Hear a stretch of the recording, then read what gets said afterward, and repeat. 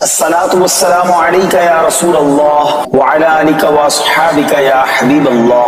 الصلاة والسلام عليك يا نبي الله وعلى آلك وأصحابك يا نور اللہ. میٹھے میٹھے اسلامی بھائیوں، درود پاک پڑھنے کے بے شمار فضائل و برکات ہیں. حضرت ابو ہریرہ رضی اللہ تعالیٰ عنہ سے مروی ہے، رسول اللہ صلی اللہ تعالی علیہ وسلم نے فرمایا، جمعرات کے روز اللہ عز و جل اپنے فرشتے بھیجتا ہے جن کے پاس چاندی کے کاغذ اور سونے کے قلم ہوتے ہیں.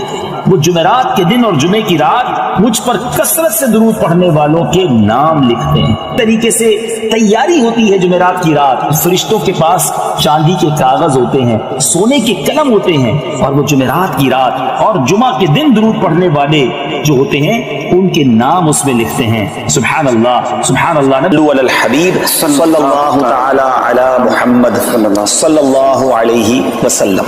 آج بڑا کمال کا موضوع ہے، آیت قرآنی ہے مگر ذکر بڑا ہی نرالا ہے. پہلے قرآن کی آیت سن لیتے ہیں.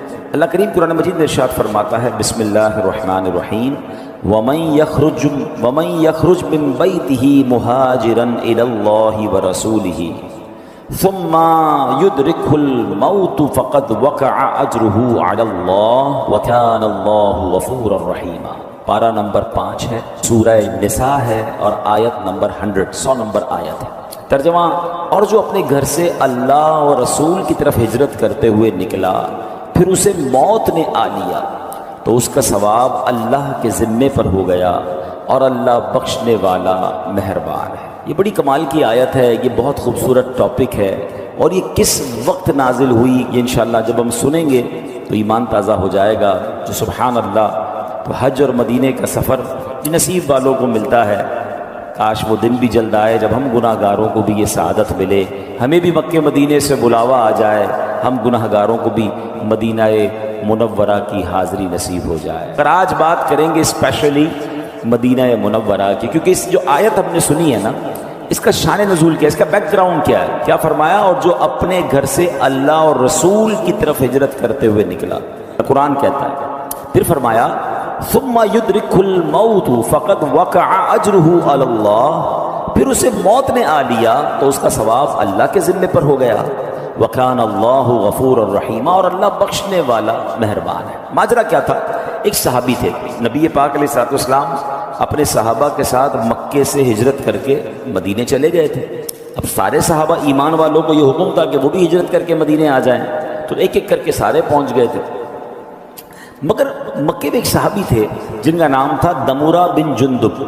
اب ان کا یہ مکے میں رہ گئے تھے، ان کو بھی ہجرت کا حکم تھا. اب یہ کسی مجبوری کی بنا پر ہجرت نہیں کر پائے تھے، عمر ان کی بہت ہو گئی تھی، بیماری بھی بہت زیادہ تھی.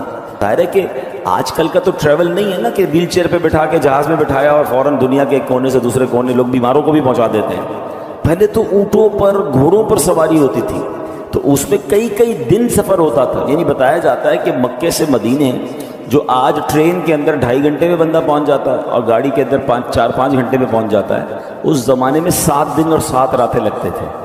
7 ڈیز کا سفر تھا جس میں دن بھر سفر ہوتا تھا، رات کسی ریگستان میں پڑاؤ ڈالنا پڑتا، جب جا کے لوگ مکے سے مدینے پہنچتے تھے. تو اب کیا ہوا کہ وہ جب بیمار تھے نہیں جا پا رہے تھے، لیکن ان کا دل بڑا مچلتا تھا. وہ نبی پاک کی یاد آتی تھی، آقا علیہ الصلوۃ والسلام کے دربار میں جانا تھا.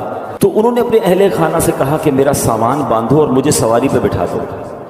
میرے پاس مال تو ہے نا، میں سواری تو استعمال کر سکتا ہوں، تو مجھے سواری پر بٹھا دو. گھر والوں نے کہا آپ کی طبیعت ٹھیک نہیں ہے، آپ اتنا لمبا سفر کیسے کریں گے، اور آپ اتنا ٹریول اکیلے کیسے کریں گے؟ آپ بول بھی پراپر نہیں پا رہے تھے. تو انہوں نے پوچھا جانا کدھر ہے؟ تو انہوں نے اشارے سے مدینے کی طرف بتایا کہ مجھے مدینے جانا ہے، مجھے میرے نبی کے پاس جانا ہے صلی اللہ تعالیٰ علیہ وسلم. آپ کے لیے زبردست وظیفہ لے کر آیا ہوں. اگر آپ بیماری سے شفا چاہتے ہیں درود پاک پڑھیے، قرض سے نجات چاہتے ہیں درود پاک پڑھیے، آپ روزی میں برکت چاہتے ہیں تو درود پاک پڑھیے، آپ عزتوں میں اضافہ چاہتے ہیں تو درود پاک پڑھیے، آپ پریشانیوں سے مصیبتوں سے بچنا چاہتے ہیں درود پاک پڑھیے، بلاؤں وباؤں سے بچنا چاہتے ہیں درود پاک پڑھیے. درود پاک نعمت کتنی بڑی ہے، درود پاک پڑھنے والے کے وارے نیارے ہو جاتے ہیں. اللہ کی رحمتیں نازل ہوں، رب کی طرف سے سلامتی نازل ہو، تو اور کیا چاہیے؟ اس پرفتن اس خطرناک دور میں جب بلائیں ہیں، وبائیں ہیں، ٹینشنیں ہیں، پرابلمز ہیں، خوف ہے، اور ہر بندہ چاہتا ہے کہ وہ سیکیور رہے، صبح گھر سے جائے شام گھر خیر سے آئے، کاروبار پہ خیر رہے، گھر میں خیر رہے، فیملی میں برکت رہے۔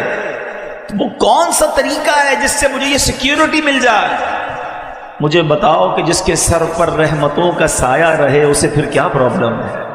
اور اللہ کی رحمت کس کے ساتھ ہے کہ جو ایک بار درود پاک پڑھے اس پر 10 رحمتیں نازل کی جاتی ہیں۔ اب کیا کیا، جب بڑی انہوں نے ضد کی، ورنہ آپ کو اندازہ ہے کہ بندہ بیمار ہو، اتنی بڑی عمر ہو تو گھر والے کہیں نہیں جانے دیتے، مگر آپ کا شوق ایسا تھا، آپ کی تڑپ ایسی تھی کہ آپ کا سامان سواری پر رکھا اور آپ کو اس سواری پر بٹھا دیا اور آپ کی سواری چل پڑی۔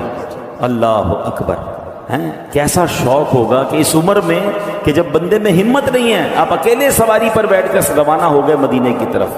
سبحان اللہ! اعلیٰ حضرت امام اہل سنت کا ایک شعر ہے نا، شوق روکے نہ رکے، پاؤں اٹھائے نہ اٹھیں، کیسی مشکل میں ہے اللہ تمنائی اے دوست۔ یہ کیسا شوق ہے کہ رکنے نہیں دیتا، حالت یہ کہ پیر بھی نہیں اٹھ رہا، مگر ان دونوں مشکلوں میں جو نبی پاک سے محبت رکھنے والا ہے وہ اس کے بھی لطف اٹھا رہا ہے۔ آپ بیٹھ گئے سواری پر، روانہ ہو گئی سواری۔ اب جب یہ سواری روانہ ہوئی تو اگر آج کا نقشہ دیکھیں تو آپ 11 کلومیٹر سے زیادہ سفر نہیں کر پائے۔ جو ماشاءاللہ مکے گئے ہیں وہ جلدی پک کر لیں گے میری بات کو۔ ایک مسجد ہے جس کو مسجد عائشہ کہا جاتا ہے، مسجد عمرہ بھی کہا جاتا ہے، ایک اس کا نام مسجد تنعیم بھی ہے، وہ اب مسجد ہے۔ اس ایریا میں ہی آپ پہنچ پائے، یعنی ابھی آپ مکے سے تھوڑا ہی باہر نکل پائے کہ آپ کا انتقال ہو گیا، آپ مدینے پہنچ نہیں سکے۔ تو اب کیا ہوا کہ لوگوں نے باتیں کرنا شروع کی کہ کاش یہ مدینے پہنچ جاتے تو ان کا ثواب کمپلیٹ ہو جاتا، ان کی ہجرت کمپلیٹ ہو جاتی، یہ مزید ثواب کماتے۔ تو قرآن پاک کی آیت نازل ہوئی اور اس آیت میں کیا رب نے فرمایا؟ سبحان اللہ! میرے رب کی شان دیکھیں، اللہ کریم کی بارگاہ میں ہے نا، یہ فلسفہ سمجھ لیں، وہاں دل دیکھا جاتا ہے، عمل کی باری تو بہت بعد میں آتی۔ آپ کی نیت کیا تھی؟ آپ نے نیت کر کے کام شروع کر دیا نا، بے شک نہ کر پائے، میرا کریم جانتا ہے کہ اس کی نیت کیا تھی، اللہ وہ اجر عطا فرما دیتا ہے۔ اب کیا دیکھیں قرآن کی آیت نازل ہوئی، کیسے زبردست صحابی ہیں، ان کا جذبہ کیسا تھا مدینے پہنچنے کا، نبی پاک سے ملاقات کا شوق کیسا تھا کہ ان کے اس عمل پر قرآن کی آیت نازل ہوئی۔ اور سچی بات یہ رہتی دنیا کو ایک رہنمائی کے مدنی پھول بھی مل گئے کہ قرآن کیا کہتا ہے، وَمَن يَخْرُجْ مِن بَيْتِهِ مُهَاجِرًا إِلَى اللَّهِ وَرَسُولِهِ، فرمایا جو اپنے گھر سے اللہ اور رسول کی طرف ہجرت کرتے ہوئے نکلا، ثم يدرك الموت فقد وقع اجره على اللہ، فرمایا پھر اسے موت نے آ لیا تو اس کا ثواب اللہ کے ذمے پر ہو گیا۔ پہنچ نہیں سکا مگر اگر راستے میں نکل گیا نا تو ثواب پکا ہو گیا۔ پھر کیا فرمایا؟ وَكَانَ اللَّهُ غَفُورًا رَحِيمًا، اللہ بخشنے والا ہے، مہربان ہے۔ یعنی یہ مت کہو کہ مدینے پہنچ نہ پائے، ہجرت کر نہ پائے، ثواب ملا نہیں، ارے اچھی نیت کر کے یہ نکل گیا، بے شک راستے میں انتقال ہوا، اسے پورا پورا اجر مل گیا۔ سبحان اللہ سبحان اللہ۔ اب دو باتیں اس واقعے سے جو سیکھنا ہے، آج ہمیں جو میسج لینا ہے وہ دو باتیں ہیں۔ پہلی بات تو ہمیں یہ سیکھنی ہے کہ نیت کر لی آپ نے، پکی نیت ہے تو اللہ اس کا ثواب عطا فرما دیتا ہے۔ مجھے 2-3 واقعات یاد آ رہے ہیں۔ ایک بزرگ تھے، کہیں سے ٹریول کرتے ہوئے جا رہے تھے، راستے میں انہوں نے ایک بہت بڑا جو ہے مٹی کا ڈھیر دیکھا، اور اس وقت اس قوم کے اندر جو ہے نا قحط تھا، لوگ بھوکے تھے، کھانے کو نہیں تھا۔ انہوں نے سوچا کاش یہ پورا ڈھیر جو ہے نا اناج کا ہوتا اور میرا ہوتا تو میں یہ پورا اناج اللہ کے بندوں پر خیرات کر دیتا، سب کو بانٹ دیتا۔ نہ انہوں نے اناج بانٹا نہ اناج خریدا۔ What you did it intention, اچھی نیت کر لی، ہوتا تو میں کرتا، ہے نہیں۔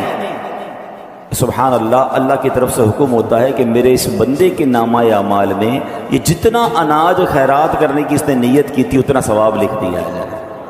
انما الاعمال بالنیات۔ کچھ روایتوں میں یہ پڑھا کہ اللہ پاک کی بارگاہ سے فرشتوں کو حکم ہوتا ہے کہ میرے اس بندے کے نامہ اعمال میں یہ نیکی لکھ دو۔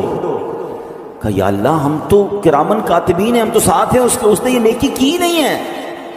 ارشاد ہوتا ہے کی نہیں ہے مگر اس کا ارادہ تھا، اس کی نیت تھی کہ میں نے کرنی ہے۔ تو سبحان اللہ، انسان اپنے ذہن میں اچھی اچھی نیتیں رکھے۔ ادھر تو نیتیں بھی بری ہوتی ہیں، پیسے آئیں گے تو صدقہ خیرات کروں گا، یہ نیت نہیں بنتی۔ پیسے آئیں گے تو فلاں خواہش پوری کروں گا، فلاں غلط کام کروں گا، ماں